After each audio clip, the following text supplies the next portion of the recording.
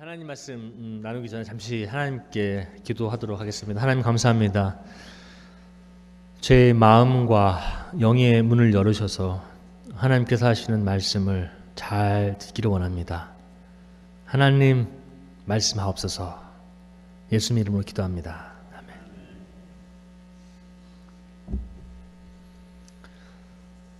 아멘. 오늘은 사순절이 시작되는 첫 번째 주일입니다. 3일 전에 저희가 제의 수요일이라고 예배를 드렸고요. 그때가 사순절의 첫 번째 날이고요. 사순절이 후에 지금 첫 번째 주일입니다. 앞으로 저희가 주일을 한 6번 정도 해야 될 것 같은데 부활절 되기 전까지요. 4월 1일 되기 전까지. 사순절은 여러 가지 많은 의미가 있습니다. 수요일 날도 잠시 나누었는데 40일은 말 그대로 40일이라는 뜻이고요. 40일을 세는 방법은 이스터 때 부활절 때부터 40일을 거꾸로 셉니다. 그 대신에 주일은 뺍니다. 그래서 항상 7번째 웬스데이가 7번째 수요일이 제2수요일을 시작합니다. 그래서 주일날은 사순절에 속하지 않습니다. 그래서 사순절날 이제 많으신 분들이 뭐 초콜릿도 내가 안 먹겠다, 뭐 안 먹겠다 막 하시잖아요. 근데 제가 가끔 말씀드려요. 주일날은 드셔도 돼요. 주일날은 좀 기술적으로 얘기하면 사실상 사순절이 아닙니다. 그래서 주일날은 또 상관이 없습니다. 근데 뭐 그건 하나님께 드리는 마음이니까 사순절은 회개의 시간이고 저희가 스스로 참회의 시간이면서 스스로 돌아보는 시간입니다. 그래서 첫 번째 주일날 사순절 첫 번째 주일은 이제 어떻게 하나님 말씀을 전할까 생각하다가 오늘은 마가복음을 제가 좀 골라봤는데 제가 고른 건 아니고요. 성경 말씀이 이제 매주 주어지는데 그 말씀을 제가 좀 충실하려고 합니다. 그래서 구약 말씀도 여러 가지가 있는데 신약도 있고 오늘은 마가복음에 대해서 말씀을 드려보도록 하겠습니다. 제목은 내 던져짐. 여러분들 제가 설교 말씀 이렇게 하면서 이렇게 제목 정하면 별로 좀 마음에 안 드시는 분도 계실 거예요. 저도 이제 다른 이제 목사님들이 설교하시는 거 보면은 무슨 뭐 하나님의 용서, 뭐 은혜, 뭐 구원받기, 뭐 이런 건데 저는 그런 거 일부러 피합니다. 여러분들의 기억력을 돕기 위해서 나름대로. 그래서 오늘은 내 던져짐이라는 제목으로 하나님 말씀 나눠보도록 하겠습니다. 다음 페이지 주시겠어요? 준이 어머니? 이 차가 뭔지 아십니까? 어떤 종류 차인지? 아시는 분? 네, 맞습니다. 전 대부분 답을 미리 드립니다. 저는 절대 여러분들 뭐 추익하거나 그러지 않습니다. 저는 항상 여러분들이 학교에서 얘기하면 A, B, C, D 다 점수 받잖아요. 저는 여러분들이 다 A 학생들이라고 생각합니다. 전 미리 다 답을 드립니다. 근데 여러분들이 답을 드렸을 때 왜 A를 받아야 되는지 저한테 설명을 해주셔야 됩니다. 전 먼저 A를 다 드리고 시작합니다. 아우디 R8입니다. 제가 아우디 차를 참 좋아하는데 차가 이뻐요 항상. 근데 무슨 차 같아요 이 차는? 이 차 많이 못 보셨죠 여기서? 이 차 가끔 다닙니다. 이 아우디 여기 한 대나 두 대 저도 보는데 볼 때마다 야 차 이쁘다. 아우차가 이쁩니다. 근데 이거는 경주용 차입니다. 엄청 빨라요. 빠르답니다. 저도 운전을 안 해봤는데 엄청 빠르답니다. 우리가 지금 마가복음을 읽었는데 그 마가복음하고 아우디 R8의 공통점이 있다면 질문이 조금 어렵죠. 마가복음 하나님의 말씀 마가복음서와 아우디 R8의 공통점이 있다면 무엇일까? 잘 모르실 거예요. 저도 한번 생각을 많이 해봤습니다. 사실은. 그 다음 페이지 한번 주시겠어요? 오늘 아우디 R8로 시작했는데 제가 볼 때는 이 마가복음하고 아우디 R8하고는 좀 관련이 몇 개 있어요. 가면서 설명드리겠습니다. 일단 마가복음은 신약에서 몇 번째 책입니까? 처음 책이 뭐예요? 신약에서 마태복음, 그 다음에 마가복음, 그 다음에 누가복음, 요한복음 있죠. 마가복음이 두 번째 있습니다. 그러면 4복음서가 있는데 제일 먼저 쓰여진 복음서는 무엇일까요? 마가복음? 우리 김 권사님 너무 많이 알아. 너무 많이 하십니다. 근데 답이 맞습니다. 뭐 제가 일부러 조사한 건 아니지만 마가복음과 마태복음과 모든 복음서들을 평생 연구하시고 공부하신 분들이 내린 결과는 마가복음이 제일 먼저 쓰여졌다라고 이야기합니다. 근데 저도 마태, 마가, 누가, 요한복음을 이렇게 읽어보면은 그 말이 맞는 것 같아요. 역사적인 사건도 많이 있고, 왜냐하면 마가복음은 일단 읽으시면은 일단은 성전이 서 있느냐 서 있지 않느냐라고 따집니다. 왜냐하면은 마가복음은 성전이 아직 서 있어요. 그 의미는 뭐냐면은 마가복음이 성전이 서 있다는 의미는 뭐냐면 성전은 로마 사람들한테 AD 70년에 무너집니다. 그럼 최소한 70년 전이라는 얘기거든요. 마가복음은. 근데 다른 것들은 좀 그 이후 때가 많아요. 그래서 마가복음 이제 역사적으로 보면 그래요. 그리고 다른 것도 우리 성경 공부 이제 하시는 분들은 좀 더 접하실 기회가 있을 텐데 제가 설명을 드리자. 하여튼 마가복음이 제일 먼저입니다. 그리고 복음서 중에서 제일 짧아요. 제일 짧아요. 희한하게. 제일 긴 복음서는 어딘지 아세요? 마태, 마가, 누가, 요한복음 중에 제일 긴 복음서. 좀 어려우시죠? 누가복음입니다. 누가복음은 마태복음보다 장수는 적습니다. 근데 단어수는 더 많습니다. 누가복음은 제일 깁니다. 여기서 나오는 우리가 방금 읽었는데 9절에 보면은 예수님께서 갈릴리에서 이제 어디로 오십니까? 요단강으로 오셔서 뭘 받으십니까? 세례자 요한한테 세례를 받으시는 장면이 나오죠. 세례 장면이 나오십니다. 그 우리가 던져야 될 질문들은 이겁니다. 세례자 요한, John the Baptizer, 이 사람은 도대체 누군가? 아십니까? 우리가 많이 이 사람에 대해서 이런 질문도 던져야 됩니다. 그리고 그 다음은 예수님이 세례를 받아? 이건 또 무슨 소린가? 많이 읽었지만 한번 생각해 보시면 세례는 죄가 많은 이일 목사나 받는 거지. 왜 죄 없으신 분이 왜 세례를 받나?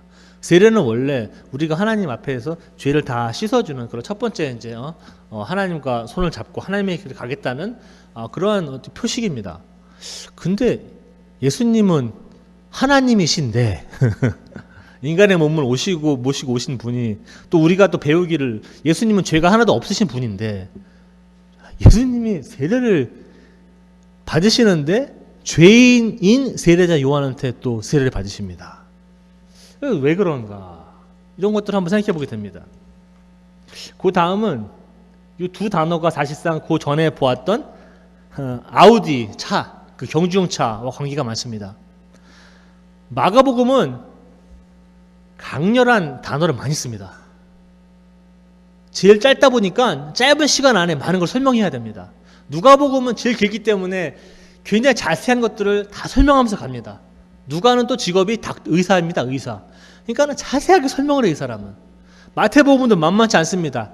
굉장히 길어요. 자세하게 설명을 합니다. 요한복음은 종류가 틀리기 때문에 제가 조금 제키도록 하겠습니다. 오늘은. 마가복음은 16장이 있습니다. 너무 짧아요. 그러다 보니까 너무 급하게 움직입니다. 그리고 쓰는 단어 선정이 마가가 굉장히 강렬합니다. 그러다 보니까 굉장히 신속하게 움직입니다. 마가한테는 시간을 낭비할 그런 이유가 없어요. 마가복음 1장부터 16장까지 그냥 군더더기는 다 빼버립니다. 군더더기는 다 빼고 쉽게 얘기하면 엑기스만 막 집어넣습니다. 엄청나게 빠른 시간 안에. 그래서 사실상 예수님이 지금 세례를 받으시고 광야에서 시험 받으신 거는 마태복음에는 4장이 돼야 나옵니다. 4장이. 근데 마가복음은 시작하고 벌써 9번째 절에 예수님이 벌써 세례를 다 받고 벌써 광야로 나가십니다. 그리고 마가복음한테는 예수님이 베들레헴에서 태어나고 아무 관심사가 아닙니다. 그러니까 마가복음은 그런 게 하나도 없어요. 마태복음은 누가 누구를 낳고 그게 1장 다입니다. 그리고 2장은 이제 어떻게 낳는지 설명을 합니다. 근데 마가복음은 그럴 시간도 없습니다. 너무 바빠요. 예수님의 탄생 이건 일단 뒤처집니다. 마가복음의 그런 메시지에 의해서. 그런 의미에 있어서 마가복음은 아우디 R8처럼 오늘 무진장 달립니다. 신속하게 강렬한 이미지로 여러분께 그런 단어를 주면서 그런 어구를 사용하면서 엄청나게 빠르게 움직이는 그런 마가복음서입니다. 한 가지 예는 이런 게 있습니다. 한 가지 예는 성경에 보면은 예수님께서 세례를 받고 물에서 나오실 때 10절입니다. 하늘이 열리는 것을 보셨습니다. 참 너무 양반처럼 소개해놨습니다. 하늘이 열리는 걸 보았다. 근데 그리스 말로 보면은 제가 이런 단어를 좀 쓰기가 그런데 하늘이 찢어졌다. 마가복음은 격렬합니다. 예수님이 물에서 나오실 때 하늘이 찢어지는 걸 보았다. 이렇게 얘기합니다. 그리고서는 비둘기가 내려와서 자신에게 내려오는 것을 보셨다. 또 하나님의 음성을 듣죠. 그 음성은 들었습니다. 뭐라고 그러십니까? 하나님이 너는 내 사랑하는 아들이다. 내가 너로 말미암아 매우 기쁘다. 난 너 때문에 난 너무 행복하다. 너무 기쁘다. 즐겁다라고 하나님 말씀하십니다. 그 말씀은 또 읽은 것 같은데 이 변화산이라는 데에서 하나님이 이제 예수님께서 그 요한과 베드로 그 야곱을 데리고 올라가시죠. 그러면서 이제 거기서 바뀌시죠. 산에서. 그러면서 엘리야도 나오고 모세도 나오죠. 몇 주 전에 지난주에 설명을 한번 해드린 것 같은데 그때도 예수님께서 또 거기 있는 베드로도 음성을 다 듣습니다. 너는 내 사랑하는 아들이다. 우리 아들의 말을 잘 들어라. 라고 이야기가 나옵니다. 40일이라는 의미는 또 여기서 의미가 큽니다. 40일은 사실상 구약으로 쫙 가다 보면은 이스라엘 백성들이 광야에서 얼마 동안 헤맸습니까? 40년이죠, 사실은. 사실 숫자 40이 중요한 겁니다. 41, 년 이런 것보다는 숫자 40이 중요합니다. 그리고 모세도 하나님께 그 십계명을 받을 때 산에서 40일 있었습니다. 그리고 여기서도 예수님께서 세례를 받으시고 광야에서 이제 내보내셨고 광야에서 40일을 계십니다. 40일은 참 우리한테 많은 의미를 부여해주는 그런 시간이기도 하지만 우리가 많이 돌아봐야 될 그러한 숫자이기도 합니다. 40. 여기서는 또 시험을 받으셨다 써 있습니다. 여기 마가복음에 보면은 예수님께서는 광야에 보내시고 그리고 사탄에게 시험을 받으셨다. 근데 마태복음 이거 설명 다 합니다. 어떤 시험, 네가 배고프냐 그러면 돌이 많은데 돌 많은 것 중에 하나만 좀 떡으로 만들어서 네가 좀 먹으면 안 되겠느냐? 배고프지 않느냐? 40일이 지금 금식을 했으면 저도 상상 못 하겠습니다. 40일을 금식해서 지금 얼마나 지금 정신도 온전한 상태인지도 모르겠어요. 40일을 하게 되면 금식을 하게 되면 그리고 또 너가 나한테 절하면 내가 너희 모든 것을 다 주겠다. 이런 게 설명이 많아요. 마태복음. 근데 마가복음은 무슨 시험을 받았는지도 몰라요. 마가복음만 읽으면 그런 내용이 없어요. 그냥 시험을 받았다. 그거 끝납니다. 그리고 들짐승과 천사들이 함께 있었는데 그들의 숨을 돌봐줬다. 그리고 끝이에요. 시험은 또. 그러니까 마가복음을 읽으실 때 다른 성경하고 좀 같이 읽으셔야 돼요. 그러니까 중간중간에 빈 부분들이 많기 때문에 다른 부분들에서 읽으셨으면 집어넣으셔야 돼요. 이해하시려면. 오늘은 제가 좀 초점을 맞추고자 하는 바는 이겁니다. 사실상 12절인데 12절은 곧 성령님께서는 예수님을 광야로 내보내셨습니다. 곧. 마가복음은 이 곧이라는 단어를 엄청 많이 읽습니다. 이 사람은 되게 좋아하는 것 같아요. 이 단어를. 영어로는 immediately인데 이 단어를 엄청나게 많이 씁니다. 내가 볼 때는 수백 번 썼을 거예요. 마가복음에 빨랑빨랑 움직이기 위해서 곧 이거 하고 곧 이거 하고 곧 또 이거 하고 곧 계속 움직입니다. 마가복음은. 그런데 중요한 단어는 성령님께서 예수님을 광야로 내보내셨습니다. 여러분들 아마 이런 하나님의 말씀 읽다가 보면은 12절은 좀 가만히 서서 한번 생각해 봐야 할 그런 절입니다. 저한테도 그래요. 그래서 오늘 12절에 대해서 저희가 조금 더 하나님의 말씀 나눠보려고 합니다. 다음 거 한 장 주시겠어요? 그거 주시기 전에 잠깐만요. 제가 전페이를 주시면 요게 내보내셨다. 사실상 영어로 얘기하면 영어로 번역된 걸 제가 여러 개 봤는데 요런 단어를 썼어요.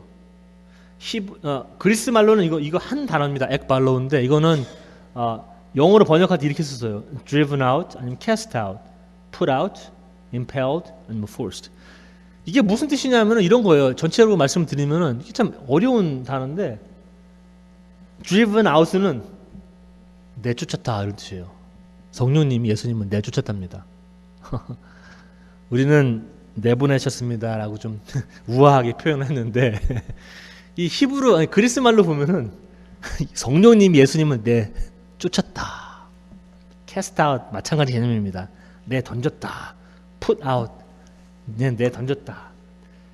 forced, 이거는 강제로 힘으로 내보냈다. 이 impelled라는 단어는 이런 게 있어요. impelled라는 단어는 비슷한 의미인데 얘는 어떤 도덕적인 의무감에 의해서 내쫓다. 아니면 도덕적인 의무감으로 인해서 무슨 일을 하게 하다라는 뜻이 있어요. impelled라는 단어는. 그러면은 그 단어를 써서 다시 한번 읽어보면은 성령님께서는 예수님을 광야로 내쫓았다 라는 표현이 맞을 겁니다. ekballo라는 그 원래 단어를 쓰게 되면은. 그 다음 거 주세요. 오늘 사실상 하나님 말씀 가스펠 그 복음서를 이야기하는데 오늘 그 렌트 그 사순절 첫째 주에 같이 있는 말씀이 사실은 희한하게 노아의 방주입니다. 그래서 노아의 방주랑 또 이게 어떻게 연결이 되길래 이분들이 노아의 방주를 오늘 마가복음과 같이 연결을 시킬까라고 저 생각 한번 해봤어요. 노아의 방주 지금 아시겠지만 뭐 이 물이 40일 동안 또 왔죠. 뭐 한없이 와서 전 세계를 덮었답니다. 뭐 전 세계라는 게 뭐 한국은 안 덮었겠지만 그 당시의 세계라는 것은 그들이 알고 있는 세계 그쪽에 다 덮었겠죠. 엄청나게 많은 그래서 노아의 방주에서 이게 다 이제 나중에는 이제 요 창문을 통해서 노아가 비둘기를 하나 내보내죠. 그래서 이게 땅이 말랐나 안 말랐나 확인해 봅니다. 그래서 나중에 이제 잎사귀도 나왔고 그러는데 여기서 중요한 게 있습니다. 그 다음에 여기 이제 물이 다 잦아진 다음에 하나님께서 노아와 약속을 하신 게 있습니다. 그 언약이 중요합니다. 그 다음 페이지 주시겠어요? 그 다음 페이지 제가 설명을 드려야 하는데 이겁니다. 하나님께서는 내가 더 이상 사람들 더 이상 물로 심판하지 않겠다라고 표식을 한 게 무엇입니까? 하늘에 무지개죠. 무지개. 그 무지개입니다. 대부분 사람들은 그걸 무지개로 알고 있어요. 저도 무지개로 알고 있습니다. 제가 왜 이 사진을 이게 사실상 영화 애들은 다 압니다.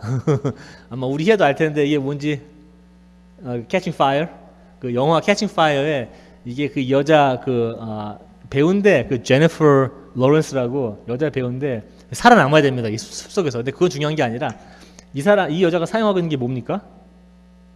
이게 활입니다. 활.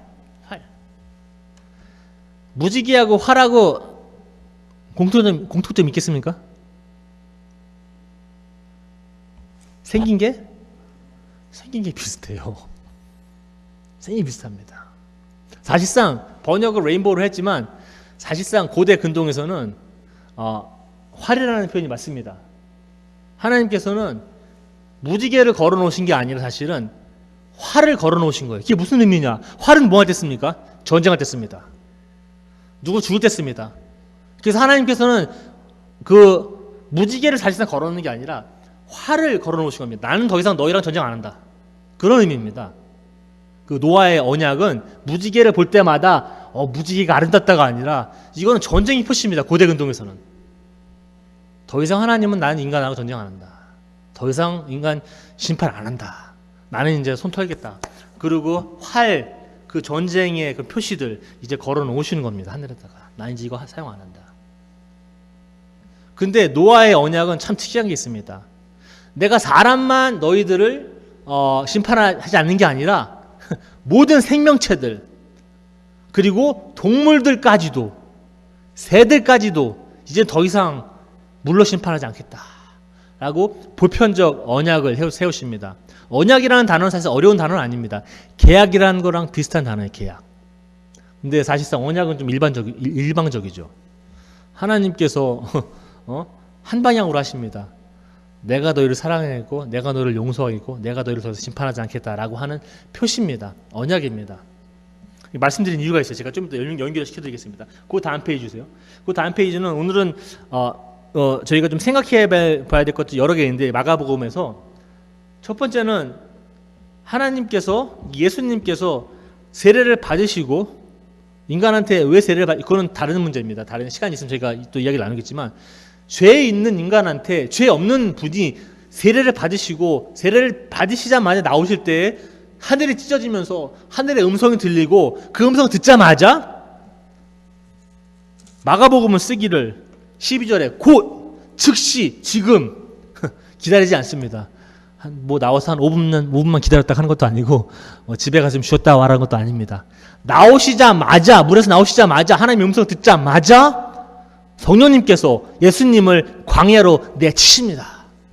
이게 중요한 거예요. 저희한테는 광야, 우리는 광야 몇 주 전에 한번 이야기해봤죠. 광야에 대해서. 광야는 많은 주제가 있습니다. 저희가 또 시간이 나면 나중에 광야 시리즈 같은 것도 한번 해볼 텐데, 광야는 전부 다 너무 많은 의미가 있는, 신학적으로 의미가 있는 겁니다. 광야, 어려운 시간입니다. 너무 지치는 시간입니다. 아시겠지만 물도 없습니다. 신발은 다 헤어집니다. 태양은 말도 못하게 그냥 작절하죠. 뭐 100도 이상 넘어가겠죠. 뭐 풀도 없습니다. 그늘도 없습니다. 혼자 가야 됩니다. 지나가는 사람도 없습니다.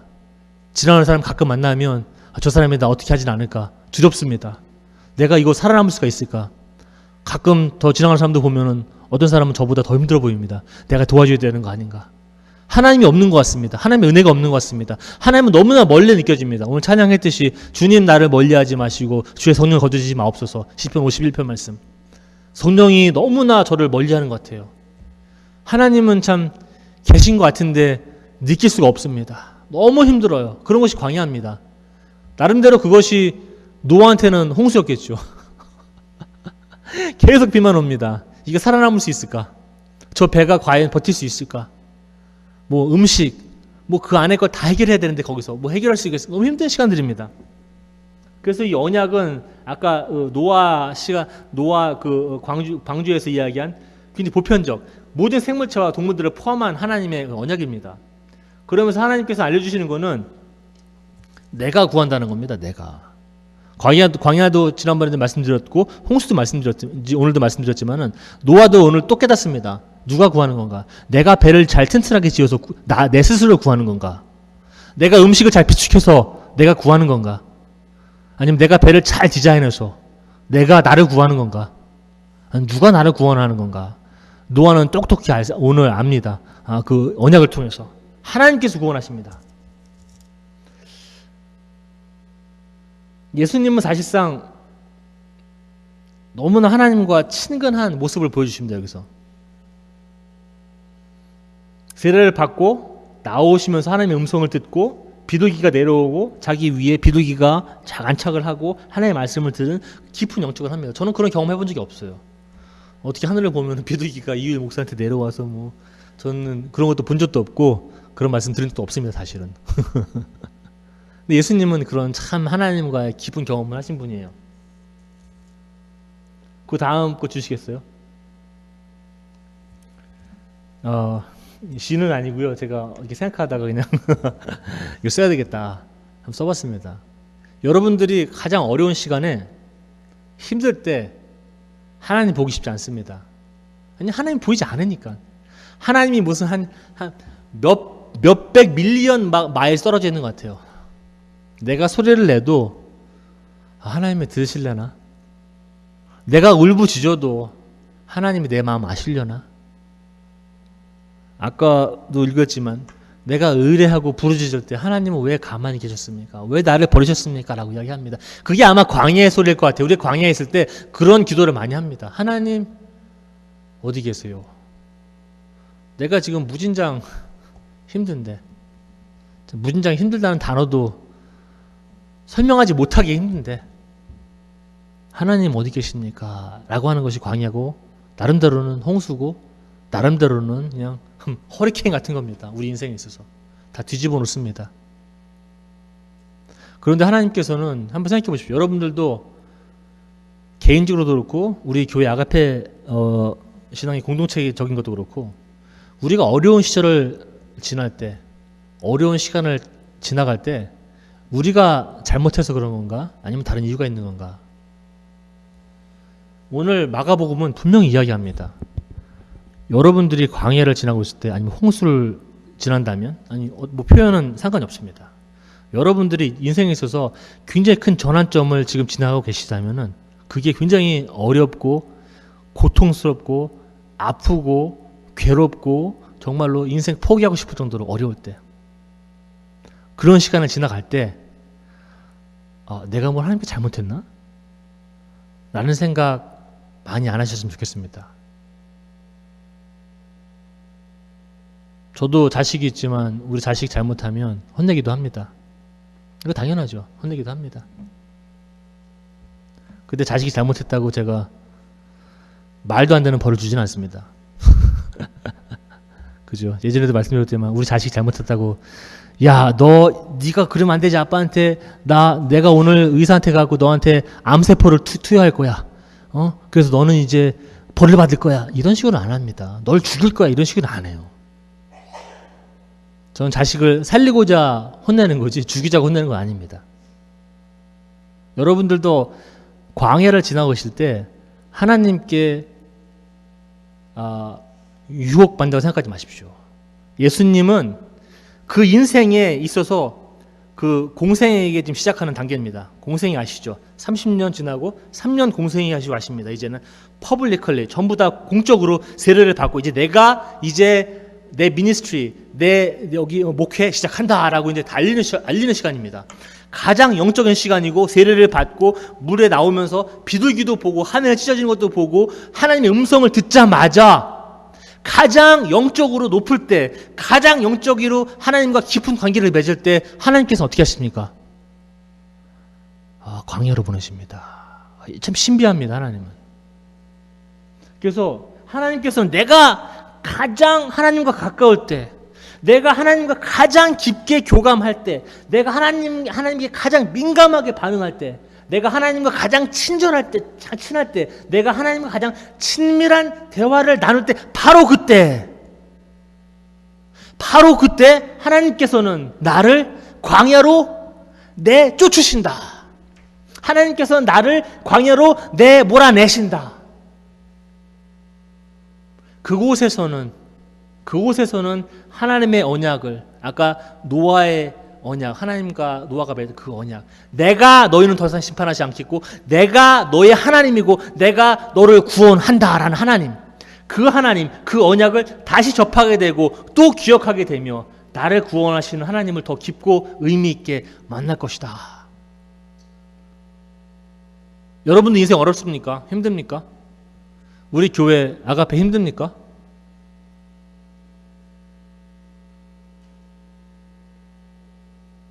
하나님께서 보내신 겁니다. 그걸 아셔야 됩니다. 신앙의 눈으로 보면, 보통 사람의 눈으로 보면은 내가 잘못해서 그런 거예요. 내가 뭘 잘못한 게 많아. 능력이 없어. 아는 게 없어. 그래서 난 내쫓긴 거예요. 근데 하나님의 눈으로 보면, 신앙의 눈으로 보면 거긴 이유가 있습니다. 아가페 교회가 하나님과 가장 가까울 때 하나님은 광야로 내보내십니다. 여러분들이 하나님과 나 이제 하나님을 좀 아는 것 같아. 너무 기뻐. 그때 하나님이 광야로 내보내십니다. 광야에서는 전혀 듣지도 보지도 못한 하나님을 보게 될 것입니다. 아마 우리 아가페 교회도 그런 경험을 하고 있지 않나 생각합니다. 전혀 듣지도 못한 보지도 못한 하나님을 이 시간을 통해서 보게 해주시는 유일한 방법이니 즐겨야 합니다. 우리는 광야에서 즐겨야 됩니다. 나름대로 홍수 났을 때 나름대로 즐겨야 합니다. 이것은 하나님의 계획 안에 있는 것입니다. 우리가 계획하고 우리가 컨트롤하는 게 아닙니다. 우리가 제어하고 통제하는 게 아닙니다.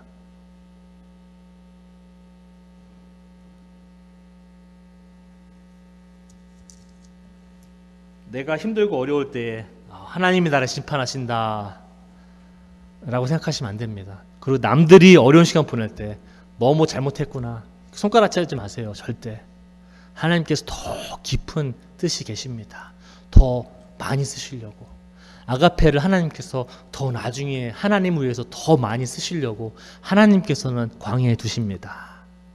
너희가 광야를 지나고 나오면, 그게 아가페 교회건 우리 개인적인 삶이건, 아가페 그 광야의 시간을 지나고 나오면, 홍수의 시간을 지나고 나오면 더 분명하게 알 것은 나는 구원하는 하나님이다. 너가 광야에 있을 때도 나는 너를 혼자 내버려 두지 않았다. 그거는 이스라엘 광야의 경험에서도 분명히 나타났죠. 너희가 40년 동안 광야에 있었지만은 너의 신발이 헐지 않았고 너의 옷이 헤어지지 않았다. 내가 먹을 것을 주었고 물도 주었고 하나님께서 함께 하신다라는 그러한 깨달음들이 우리 아가페 교회 전체적인 공동체 그런 깨달음도 있어야겠고, 나름대로 개인적인 여러 가지 가정일이나 일들이나 아니면 비즈니스나 모든 일들에 있어서 뭐 정치나 바깥에 나와서 경제나 다 하나님께서 여러분들을 향해서 더 큰 목적이 있으시면, 더 큰 계획이 있으시면, 여러분들이 하나님이랑 가장 가까울 때 그때 하나님께 준비하십시오. 하나님이 나를 보내실 거다. 나를 광야로 보내실 거다. 이거는 하나님이 나를 싫어서가 아니라, 하나님이 나를 업신여겨서가 아니라, 하나님이 나를 무시해서가 아니라, 하나님이 나를 너무 사랑하기 때문에 예수님도 보내신 하나님, 자기 아들이신 홀로 독생자이신 예수님도 가장 하나님과 가까운 시간에 내 광야로 그냥 내 보내시는 게 아니라 내 치시는 하나님. 어려운, 굉장히 우리가 받아들이기 힘든 불편한 진실입니다. 오늘 이야기한 것들은. 그러나 성숙한 기독교인들이라면 깊이 숙고해야 할 하나의 숙제입니다. 여러분들이 고통당할 때, 슬퍼할 때, 울고 싶을 때, 좌절할 때, 인생 포기하고 싶을 때 하나님의 음성 꼭 들으시기 바랍니다. 너는 내 사랑하는 아들이다. 너는 내 사랑하는 딸이다. 너는 내 사랑하는 아가페 교회다. 내가 너 때문에 무진장 좋다. 내가 너 때문에 무진장 좋아. 말도 못하게 좋아. 그래서 내가 너를 거기다 보낸 거다. 그거를 인식할 때 광야에서 드리는 예배는 광야 바깥에서 나올 때 드리는 예배하고는 전혀 틀린 하나님을 알게 되고 기쁨을 누리게 될 것입니다. 그래서 오늘 하나님 말씀 나눈 것은 간단합니다. 뭐 여러 가지로 저희가 많이 이야기할 수도 있었지만, 하나님께서는 여러분이 하나님과 영적으로 가장 가까울 때 여러분들을 더 성장시키기 위해서 광야라는 것을 준비해 놓으셔서 그쪽으로 하나님께서, 성령님께서 즉시, 너무 사랑하셔서 예수님도 하나님도 기다리지 않습니다. 즉시 내보내셔서, 근데 그럴 때 절대 하나님 원망하거나 절대 하나님한테 시비 걸거나 한가닥 시비도 걸어야 됩니다. 우리 하나님한테. 너무 힘드니까 어떻게 합니까? 인간이 살면서 힘들면 하나님한테 좀 불평도 해야죠. 성경 그런 게 많아요. 특히 시편에 보면은 불평하는 게 너무 많아요. 가끔 불평도 합니다. 불평하십시오. 하지 말라고 저 안 합니다. 근데 불평할 때 꼭 잊지 말아야 될 거는 여러분 혼자가 아니라는 겁니다. 광야에 가서도 여러분들 하나님의 그 형제 자매들 가끔 만납니다. 그럼 나보다 더 어려운 친구들은 물도 나눠주시고 나도 힘들지만 또 남들이 봐서 내가 너무 힘들면 좀 가면서 과자도 나눠주고 같이 앉아서 손잡고 기도도 하고 가는 것이 광야입니다. 광야는 복된 장소입니다. 하나님께서 너 잘못했으니까는 너 거기 가서 너 정신 좀 차려라는 게 아닙니다. 너무나 기독교인들한테는, 성도들한테는 복된 장소입니다.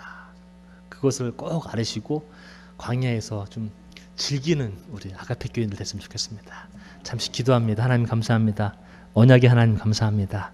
하나님께서 언약을 노아에게 주셨고, 이제는 내가 더 이상 인간만이 아니라 모든 생명체를, 동물들을 더 이상은 내가 물로 심판하지 않겠다 라고 하신 말씀, 그 말씀, 그것이 광야에서 적용됩니다. 저희가 인생이 어렵고 힘들 때에 불평과 불만도 하지만 그 불평과 불만이 하나님 사랑 안에서 이루어지기를 원합니다. 그 불평과 불만이 하나님을 신뢰하는 그 장소 안에서 이루어지기를 원합니다. 하나님, 저희가 하나님께서 구원하시는 하나님이심을 다시 한번 깨닫고 감사함을 드립니다. 이 모든 말씀 예수님의 이름으로 기도 올려드립니다.